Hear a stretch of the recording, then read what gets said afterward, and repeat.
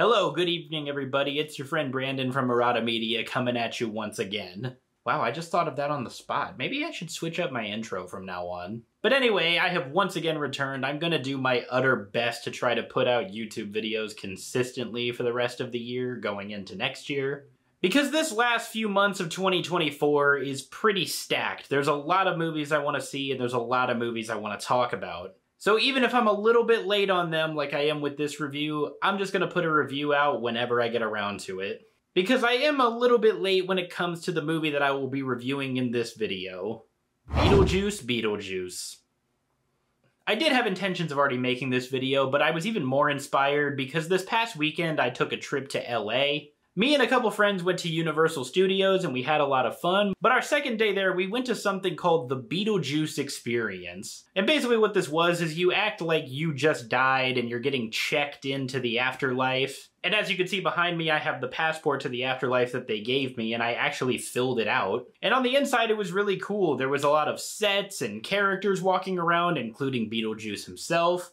Unfortunately, it wasn't Michael Keaton. And they actually had some pretty decent food there as well, but it was a lot of fun. But anyway, back to the movie at hand. In Beetlejuice Beetlejuice, we once again follow the Dietz family that are brought back together when the patriarch of the family has died. And Lydia Dietz, once again played by Winona Ryder, is haunted by visions of Beetlejuice, believing him to still be around. And she also has a strained relationship with her daughter Astrid, played by Jenna Ortega, and Astrid opens a portal to the afterlife. And it's up to the Dietz family with some possible help from Beetlejuice to get all of this sorted. I had seen the original Beetlejuice film before this, but I had not watched it in a very long time. So I watched it in preparation for Beetlejuice Beetlejuice, and I still think the original Beetlejuice is very good. Although I don't love it as much as other people, it's a movie that I really do enjoy. But this is the latest movie to have what we call a legacy sequel. A sequel to the original film that came out long after the original did. But how good can a sequel 36 years in the making actually be? Well, in this case, it can actually be really good. I really enjoyed Beetlejuice Beetlejuice. I do not think this movie is perfect, but I had a lot of fun watching it. For starters, this movie has some of the best practical effects that I have ever seen. Because I feel like in the day and age we live in now, 2024, it is so easy to just cheap out on everything and make everything CGI and not actually put some more effort into it. Not saying that CGI doesn't take any effort at all, but I personally just prefer practical effects if they're doable. Because they could have easily just CGI'd everything in this movie, but Tim Burton said, nope, fuck that, we're making everything practical here. There is some CGI used, but not nearly as much as you might expect. But it isn't just the practical effects. Everything from a technical standpoint and visual standpoint is just stunning. The costumes all look incredible, especially when it came to the actors who played people in the afterlife. You can actually see how certain characters died because there's visual hints all over their body. Most of them aren't very subtle because it's just blatantly obvious how they died, but I think that makes it more funny. And going back to what I said about the practical effects, this movie really pushes the boundaries of its PG-13 rating, because there is a lot of surprisingly graphic and gory things that are shown. This movie really is tiptoeing the line between PG-13 and rated R, and I absolutely respect Tim Burton for that. And the production design was equally as impressive. The sets are just so incredible and whimsical. It was just so much fun to look at all of them and admire them.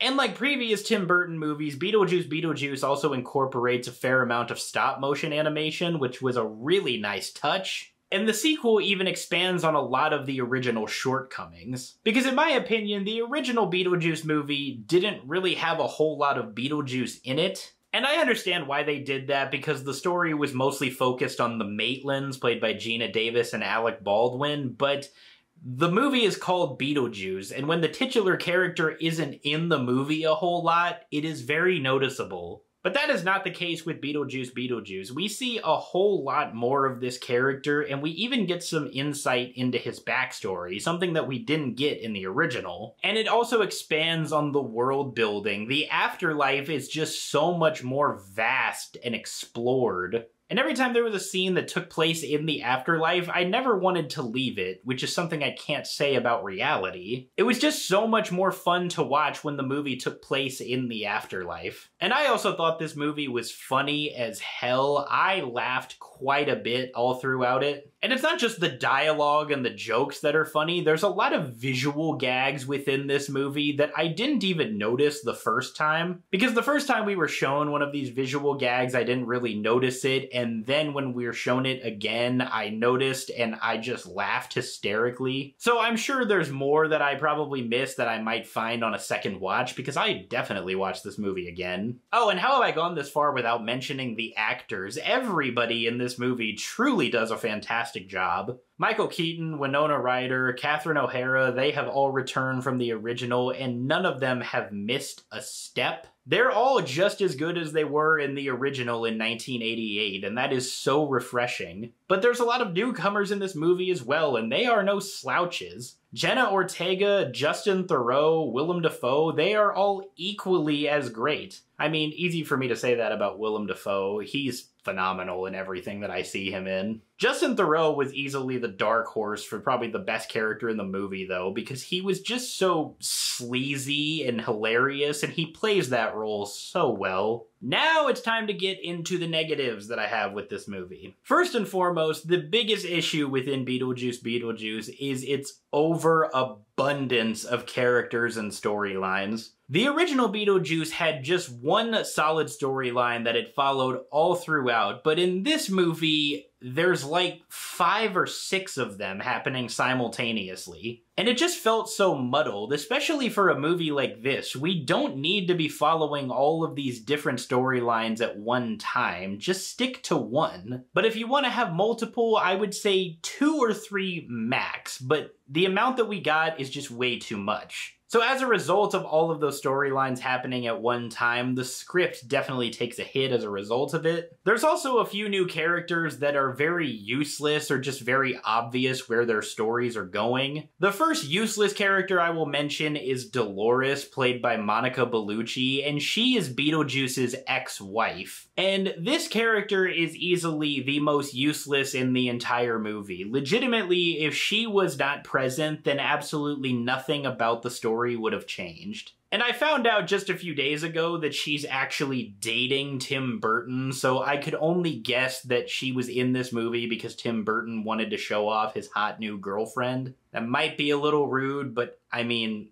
is it that far-fetched? And there's another new character introduced named Jeremy, who's a young kid, and he becomes friends with Astrid. And Jeremy has one of the most predictable characteristics that I have ever seen in a movie. I'm not kidding you, as soon as this character was introduced, he starts talking, and maybe a minute after he's introduced, I made a prediction about where his story was going. And sure enough, I was 100% spot on. If you've seen the movie, you definitely know what I'm talking about. But it was just so blatantly obvious where they were going to take his story, and ultimately his story ended up going nowhere. Unlike Dolores, his story isn't exactly useless to the plot because he does play a big part in it, but it just abruptly ends. And I was hoping for a little bit more than what we got. And my last complaint is about something that was said in the movie, but not exactly explained, and it's kinda spoilery, I guess, so there's your warning. But in this movie, Lydia has become a popular,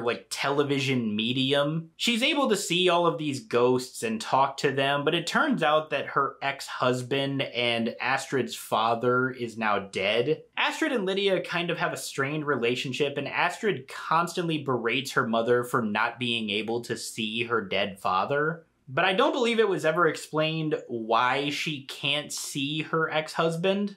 So if I missed that, someone please let me know, but from what I remember, it was never explained, so it just seemed like a weird plot convenience to create conflict. But all that being said, I still really enjoyed Beetlejuice Beetlejuice. I had a lot of fun with this movie. I thought it was hilarious, entertaining, and it gives off those perfect Halloween vibes for this time of year. And since we're coming up on spooky season, or we might already be in it depending on who you ask, I think this is the perfect movie to watch. Hell, make it a double feature. Watch the original and then watch the sequel. Overall, I'd give Beetlejuice Beetlejuice a 7 out of 10.